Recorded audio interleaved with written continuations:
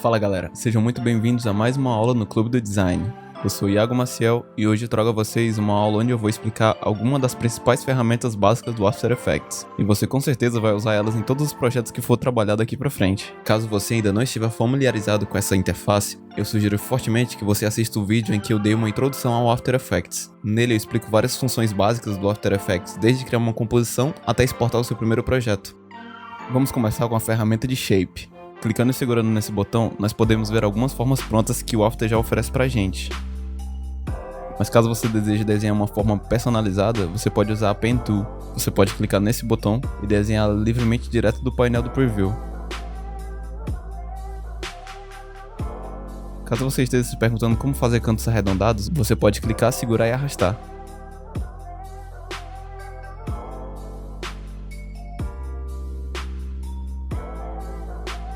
Bom, você pode trocar a cor do preenchimento e também a do contorno. Para isso, basta clicar nessa caixa de cores e selecionar a que você deseja. Os Paths também oferecem alguns parâmetros para serem modificados. Clicando nessa setinha aqui do lado, você vai ter acesso a dois parâmetros, o Contents e o Transform. Expandindo o Contents, nós vamos ver o nosso retângulo. Expandindo as propriedades do retângulo, nós vamos ter alguns parâmetros que podemos modificar. Além do Fill e do Stroke que nós vimos, nós também podemos fazer algumas modificações no traçado do retângulo, como por exemplo arredondar as bordas. Caso você queira modificar o caminho de uma forma mais livre, você pode clicar com o botão direito em cima do Rectangle Path e dar um Convert to Bezier Path. Nós podemos mover livremente os vértices da nossa forma.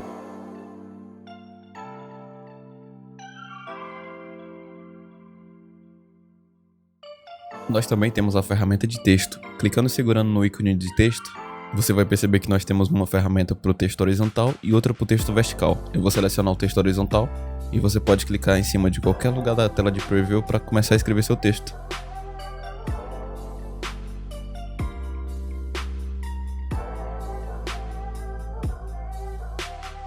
Você pode ver que a aba de caracteres já expandiu aqui.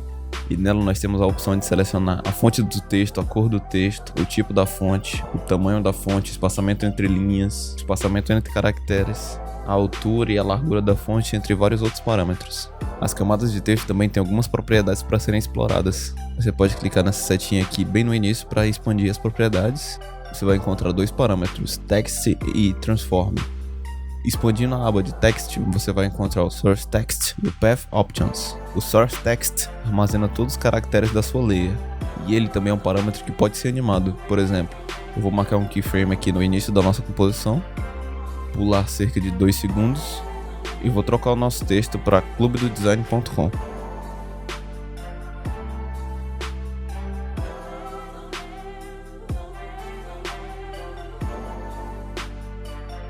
Agora, se eu der um preview na nossa composição, você vai ver que o nosso texto vai mudar.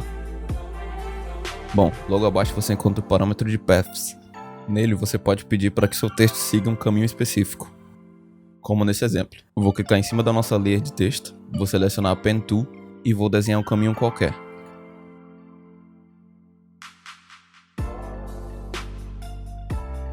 Agora, se eu vier em Path e selecionar a nossa máscara 1, o nosso texto vai ficar exatamente em cima do caminho. E aqui você também encontra várias opções de personalização, tanto para mover o texto quanto para trocar a posição dele ou mudar o alinhamento dos caracteres. Agora nós vamos falar das famosas máscaras. Para criar uma máscara é bem simples. Primeiro você precisa ter algum objeto na sua cena. Eu vou criar uma elipse.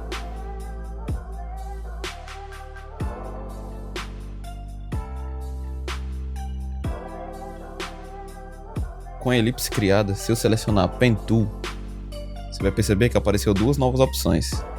Em uma nós podemos criar outro shape na nossa layer, e na outra nós podemos criar uma máscara. No caso eu vou selecionar para criar uma máscara, e vou criar a máscara desenhando ela diretamente na janela do Preview.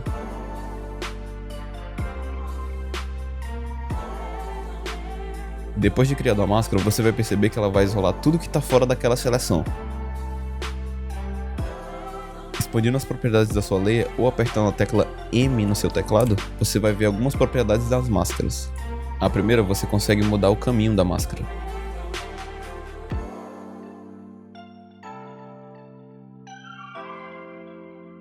Já em Mask Feather, você consegue dar uma suavizada nas bordas. Aqui você consegue mexer na opacidade da máscara. Em Mask Expansion, você consegue expandir os limites da sua máscara.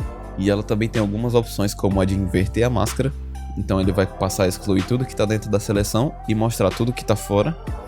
E também nós temos algumas opções de blending, assim como as que nós encontramos no Photoshop. Seguindo, nós temos a ferramenta de sólido. Você pode criar um clicando com o botão direito na sua timeline, indo em New, Solid. Aqui você seleciona um nome qualquer e a cor do seu sólido. Geralmente os sólidos são usados de background ou para aplicar algum efeito sobre ele. Como por exemplo, clicando com o botão direito em Effects Controls, indo nos efeitos de distorção e depois Turbulent Displays. Você pode ver que agora foi aplicado um efeito ao nosso sólido. Fora isso, você também pode usar o sólido para aplicar algumas máscaras.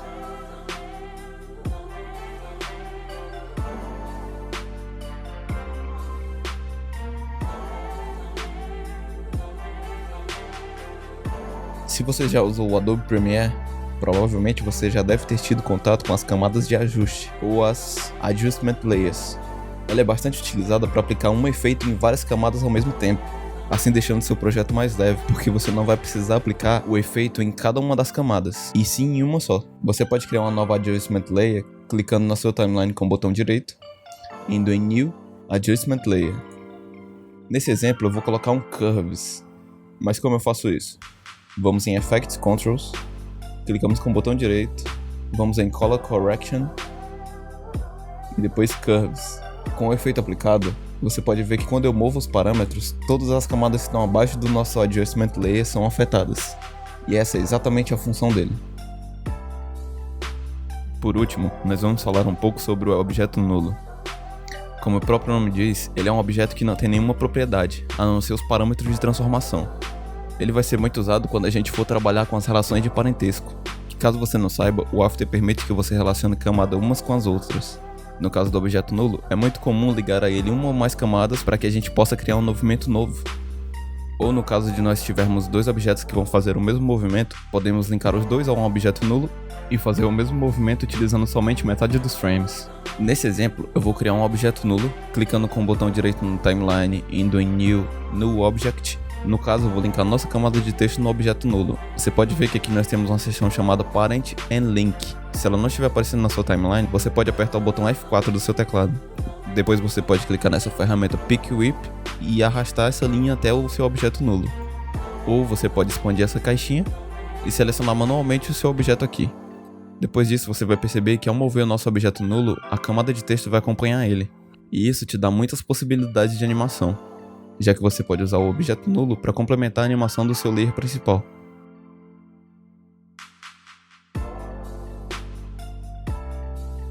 Bom pessoal, animando alguns parâmetros dessas ferramentas básicas, a gente consegue chegar nesse resultado, que é bem simples, mas muito legal. Bom, esse é o conteúdo que eu queria passar para vocês hoje. Muito obrigado pela sua atenção e mandem pra gente as suas criações com essas ferramentas básicas. Valeu e até a próxima!